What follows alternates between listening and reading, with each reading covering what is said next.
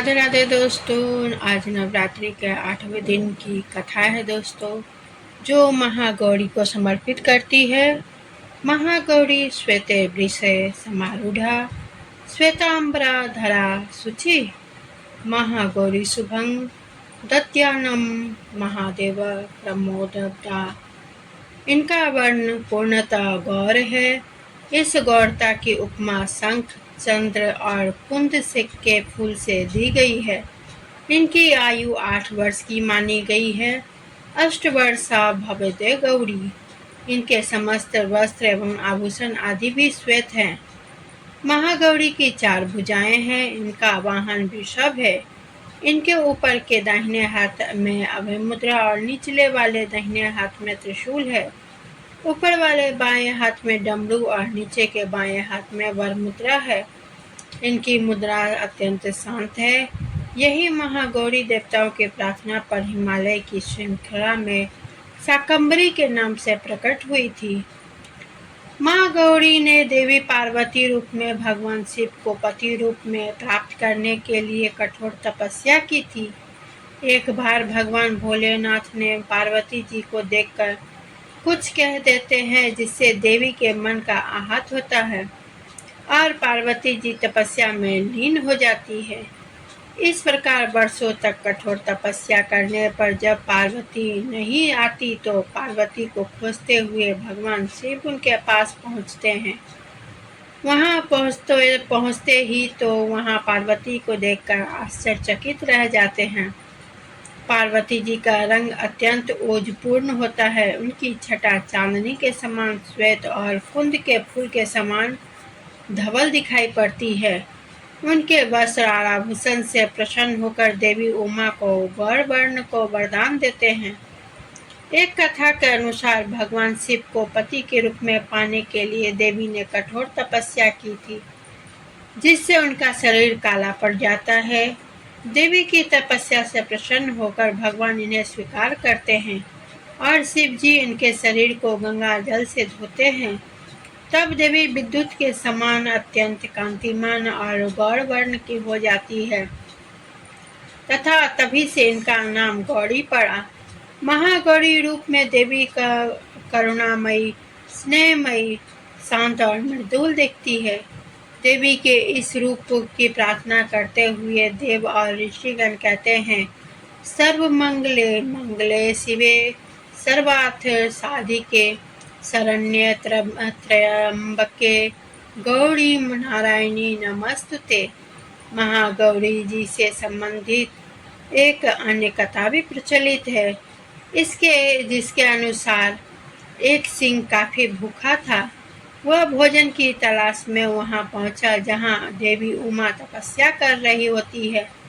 देवी को देखकर सिंह की भूख और भी बढ़ गई, परंतु वह देवी की तपस्या से उठने का इंतजार करते हुए वहीं बैठ गया। इस इंतजार में काफी कमजोर हो गया। देवी जब तप से उठी तो सिंह की दशा देखकर उन्हें उस पर दया बहुत आई और वह माँ उसे अपने सवारी बना लेती है, क्योंकि एक प्रकार से उसने भी तपस्या की थी। इसलिए देवी गौरी का वाहन बैल और सिंह दोनों ही है।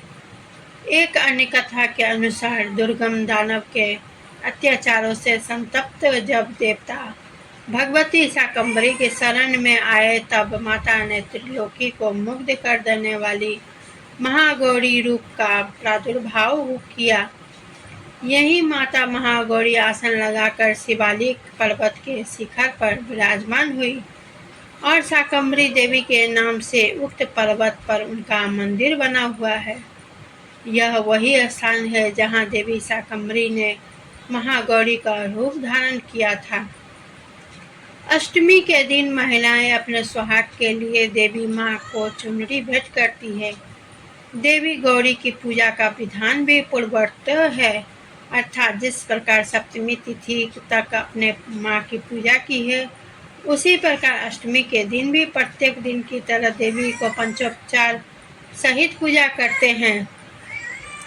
माँ महागौरी का ध्यान, स्मरण, पूजा, आराधना भक्तों के लिए सर्वाधिक कल्याणकारी है। हमें सदैव इनका ध्यान करना चाहिए। इनकी कृपा से अलौकिक सिद्धियों की प्राप्ति होती है। मन को अन्य भाव से एकनिष्ठ कर मनुष्य को सदैव इनके ही पादारविंदों का ध्यान करना चाहिए। माँ महागौरी भक्तों को कष्ट अवश्य ही दूर करती है। इसकी उपासना से अर्थजनों के असंभव कार्य भी संभव हो जाते हैं। अतः इनके चरणों के शरण पाने के लिए हमें सर्वविध प्रयत्न करना चाहिए। पुराणों में महागौरी की पूजा पुराणों में माँ महागौरी की महिमा का प्रचुर आख्यान किया गया है।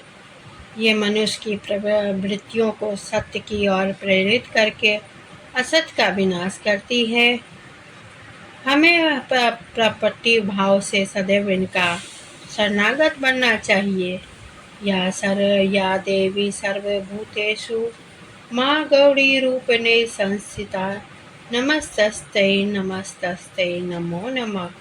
अर्थ है, माँ सर्वत्र विराजमान है और माँ गौरी के रूप में प्रसिद्ध अम्बे आपको मेरा बारंबार प्रणाम है। हे माँ, मुझे सुख समृद्धि प्रदान करें। तो दोस्तों, महागौरी की कथा आप लोगों को कैसी लगी कमेंट कीजिएगा और लाइक शेयर ज़रूर कीजिएगा।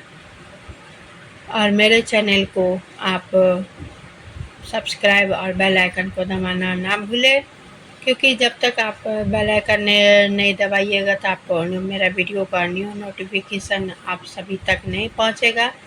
इसलिए सब्सक्राइब और बेल आइकन को दबाना बहुत ज़रूरी है। इसी के साथ मैं विदा लेती हूँ।